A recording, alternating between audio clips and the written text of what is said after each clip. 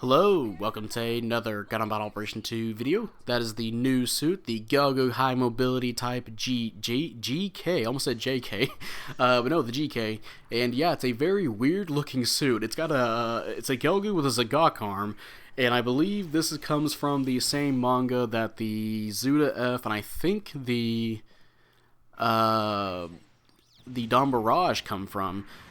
And I knew we were gonna get more suits from that manga as soon as they changed the name of where the Zuda F came from. So I was like, oh yeah, we're definitely gonna get more suits. And I was hoping we'd get this suit at some point because it's a very interesting looking suit, and yeah, it's a very interesting raid here.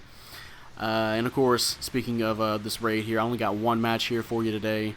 This one is a Arctic base match, as you can clearly see. I believe it's a rating, and we're going to see how well we can do with this suit, because this is me still trying to figure it out. And hopefully I don't heavy attack my teammates too many times, you know, hopefully. But yeah, we'll see how we do.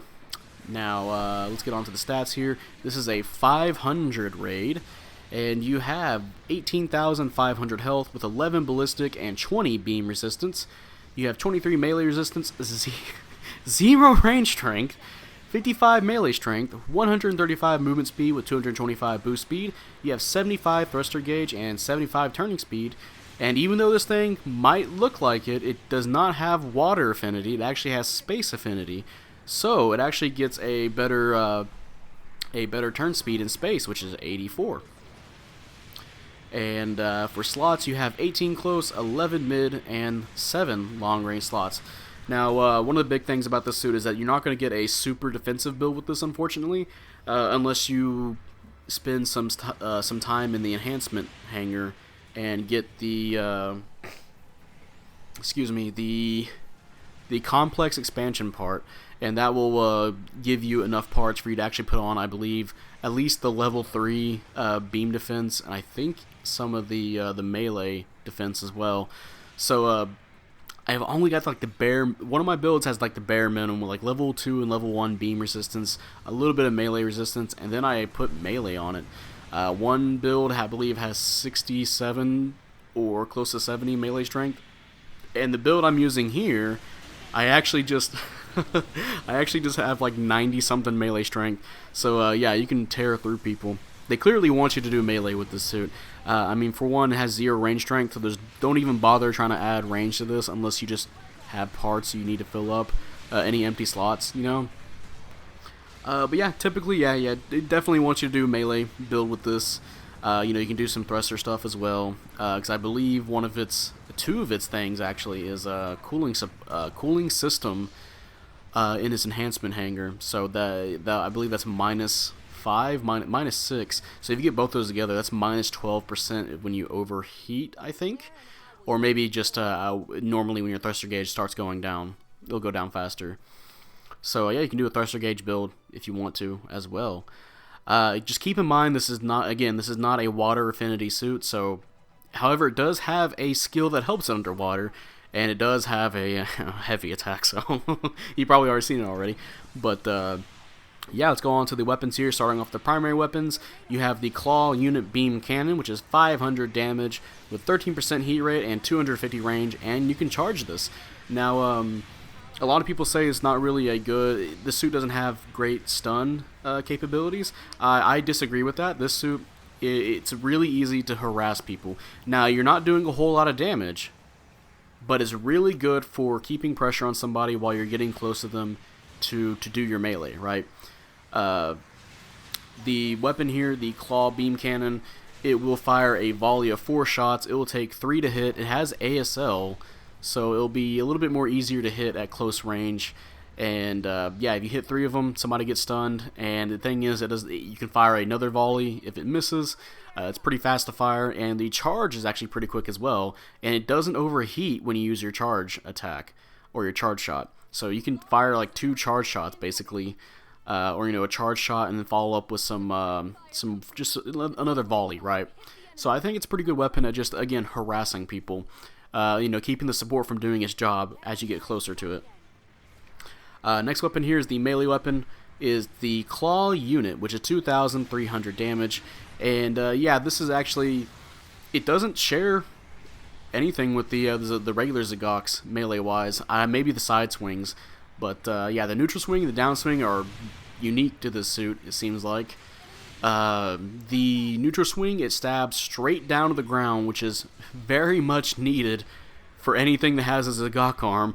Now, don't get me wrong, the standard Zagok just straight lunge forward with the fist is pretty badass looking, but sometimes I just wish that it had just a straight, just stab the ground downswing, kind of like what the Ram Zagok has, right? So this suit actually, remedies that, and you can stab straight in the ground with that. That's a neutral swing, and the downswing you actually hit the. Well, actually, I probably should twist that around. The downswing you can hit on the ground; it hits twice. The neutral swing is when you stab on the ground once, and it's pretty helpful for continuing a combo, especially given the other melee weapon the suit has. So yeah, pretty nice weapon so far. Now we're on to the secondary weapons. You have the armed grenade launcher, which is 500 damage per shot with 3 rounds and 200 range. Yeah, this suit is again doesn't do a whole lot of damage, but it does take 2 out of 3 to stun. They fire very quickly, and typically pretty easy to hit. If I don't get a stun, usually just one volley from the beam claw will get a stun for me. And yeah, pretty great for starting out for a stun. Yeah, that's pretty much it for it. I mean, you're not really going to get too much damage out of it with your 0 range strength, even though it is a ballistic weapon. And people typically don't build ballistic half the time. But, yeah. Next weapon here is the Beam Naginata, which is 2,000 damage. This is your second melee weapon, so now you have 2 melee weapons. This actually has a very weird, wonky, like, hitbox. I'd say it's even worse than the regular Gelgoog downswing. The one where it spins and it hits like one side only. I believe it hits like more the right side. So if you're trying to aim like left, it's kind of hard to. You'll miss, you'll whiff, right? This suit, you'll whiff somebody. You'll completely just whiff a suit if they're like gym sized. You'll just completely miss. You have to. I think the very, very left side of it will hit, but again, it's very janky. The neutral swing was also. The neutral swing feels very short as well. Like overall, the Beam Naginata, it feels like if you want to start comboing, you might want to start with this weapon first, and then go into your claw beam or your claw arm for your melee combos, especially when you start knocking people on the ground, because this thing does have a pursuit melee auxiliary program, which means you'll do more damage to people while they're toppled. So I think it's best to use this suit, or use this weapon, the Naginata, first. However, if you're fighting a big suit, it doesn't matter, because the Naginata will hit no matter what. So if you're fighting a big suit, it doesn't matter what you start off with, you'll get that big boy damage, right, in your combos. Next weapon is the Hand Grenade Z, which is 1,100 damage with 3 rounds and 150 range. And I'm going to be honest with you, I haven't really been using these grenades a lot. There's probably some uses in stun accumulation wise. Let's say if somebody's around a corner, you can probably toss a grenade and then come around the corner with one of your other stun accumulations. But yeah, I haven't really been using the hand grenades at all. I think I've only used it once or twice. But hey, mission completed. Let's see what we got going on here so far. Hey, top individual and top damage, almost 130k. Gonna be praising some teammates. And hey, first place, 10-4. Nice. I was gonna say that it was probably me finishing off, or actually no, I was about to say something along the lines of getting assists, but I have hardly any assist score. So yeah, I was just finishing off low health enemies, and apparently by having a whole bunch of damage, I actually was doing a lot of damage to a lot of people that match, along with finishing off the low health. So yeah, that's nice to see. And yeah, this thing will finish off people low health, fucking guaranteed. But yeah, anyway, now we're on to the skills. You have balancers, you have Ambac level 2, assault booster level 2, maneuver armor level 2, so that means you can you'll take less damage along with not getting instantly stunned while boosting. You have force injectors level 2, melee combo controller level 2, so you get 3 melee hits with each of your weapons. You have power accelerator level 2, so if you clash with somebody, you can do a dodge roll out of it, and then I guess continue the fight. You have the melee, the Pursuit Melee Auxiliary Program, which I believe is what the Sturm Gallus has, where you'll do 15% more damage when somebody's on the ground. I shouldn't say just on the ground, when they're being toppled as well. You have a double dodge roll as well. You have Blast Stabilizer, so mobile suit explosions don't affect you. You don't get heavy staggered by them. You have Radar. You have Leg Buffer level 2, Back Add-on Buffer. I'm assuming that's what those little those things on your back are. You'll take, I believe, 15% less damage if you get hit there. And finally, even though you don't have water affinity, you do have aquatic mobile shooting, which is kind of funny to think about. And yeah, that's actually really devastating underwater. Even though you have debuffs underwater, you still have a pretty good weapon to use while underwater. That, again, has really nice stun accumulation, and it charges really fast. It's really good if you're underwater. But just, yeah, keep that in mind. You're not going to be as fast as other suits. And yeah, I forgot to mention the heavy attack, of course. Your claw arm will, you basically do I don't want to say straight up just a Kamehameha. What's the one that Bardock does? Is that like Shot Lance or something like that? Or maybe like Gohan's Angry Kamehameha? I think that was Goku's, right? Goku's Angry Kamehameha, the one where he does like one-handed. It looks kind of cool, right? That's essentially what this Gelgoog does, the GK. And yeah, it's a 2-hitter. It does the initial damage when it does its shoulder tackle. It's like a constant hitbox as well. And then finally, it will rush its claw. It'll stab its claw forward and shoot a beam out. And that beam will do just as much damage as the shoulder tackle. And the thing is, it has range to it as well. It's pretty crazy. You've probably seen a lot of people find unique ways to hit it off in a match. First of all, to say with this heavy attack, you can steer it. You can steer it. So if somebody's around a corner, you can literally boost, look to the left, and hit them with it, which is crazy. That is really good for surprising somebody around the corner if they're not aware of, like, let's say it's the beginning of a match, somebody's not aware of what you are. Oh, hey, here's a free 7k damage on you real fast. Or, if you got a teammate distracting, you can come around the corner, like, oh, hey, gotcha. Or maybe just even in an open area of a map, you can steer towards somebody and maybe hope to hit them that way with a beam cannon. Now, it doesn't have as much damage, it doesn't have as much range as, I don't believe it has as much range as the enhanced double Zetas, but, it technically has more range if you want to include the shoulder tackle with it. And again, it's a very devastating heavy attack. It will eliminate people. I've gotten like 15k on raids and generals. It's almost like the Zekuein's Type 1, but at 500. And, it looks cool. But yeah, it's a pretty useful ability. There's more to it strategy-wise than just running up to somebody and just doing it, even though you can do that as well. But yeah, now time for some pros and cons. First of all, an easy pro for this suit is the heavy attack. The heavy attack, as I just mentioned, there's a lot more uses for it than just straight up just walking up to somebody and doing it. You can pull some pretty sneaky maneuvers on people. And of course, it can penetrate through multiple people as well. I've even seen some instances where it seems to go through walls. I don't know what that's about. I think that might be having to do with the projectile itself.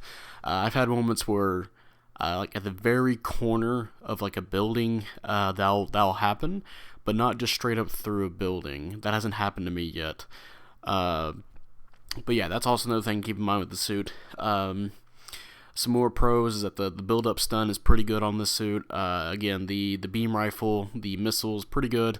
And if you want to even throw in the grenades, if you like those grenades, you can throw that in. Maybe get a lesser stun accumulation like that, or use less. This thing also it's equipped with a bunch of good skills. It has the along with the heavy attack, you have maneuver armor level 2, force injectors level 2, you have melee combo control level 2, a lot of heavy level 2s, your power accelerator level 2, you got a double dodge roll, the melee combat, actually no, I think I'll put that more in the cons, doing 15% 8% more damage on a downed enemy is pretty good. That's what helps the Sturm Gallus out a lot. Yeah, just general good stuff about this suit. Now, for bad things, this suit does have some weaker legs, just like the rest of the Gelgoogs. So if you're playing leg breaker, yeah, you just have to aim for the legs of the suit, and it should be taken out very shortly, depending on what you have, or make them regret boosting around, or make them think twice. Another con for this, I think I'm gonna put the Naginata as a con. If you're fighting a big suit, it shouldn't be a problem when you're using the weapon, but if you're fighting a smaller suit, there's been plenty of times where the Naginata will just straight up miss. The neutral swing is probably the best option if you're going to combo out of the claws with it, unless you're fighting a big suit, then you can do your downswing. Typically, if there's an enemy that is gem sized, as I mentioned, I will use the Naginata first and then go into the claws for a combo. Yeah, it's not. Again, I think I put more than Naginata on a downside here. I think they need to maybe they made the hitbox the way it is because of that melee auxiliary program. That's what I'm assuming, but yeah. I guess just saying the downside is this thing literally has 0 range strength, and if you're coming in just wanting a suit to shoot, this is not a shoot. This is not a suit you want to shoot with. It's very clearly intended for the weapons here to just disrupt the enemy and get closer to them. You want to stun them multiple times in a row, get closer to them. It seems like that's just what they want you to do, or open up with the heavy attack. And go from there. And yeah, the suit is honestly, it's a very, very good suit. I don't think it's the best raid. I think some of those limitations do hurt it a little bit. But honestly, it does have the skills that can keep it in a fight.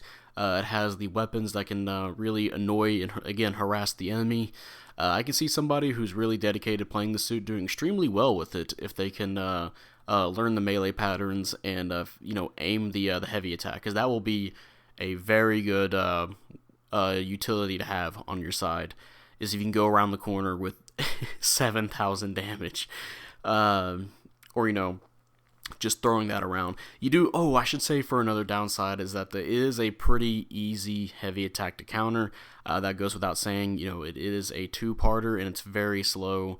There's even moments where, quite often I should say, where I'm boosting away after shooting the beam and still getting countered.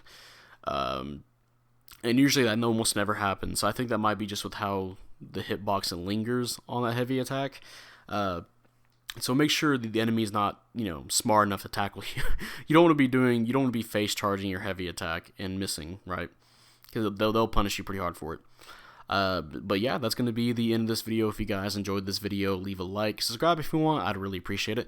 And type up in the comment section how you feel about the Gelgoog High Mobility Type I almost said J again, GK. I'm gonna call it the Gelgoog GK. Do you like it? Do you hate it?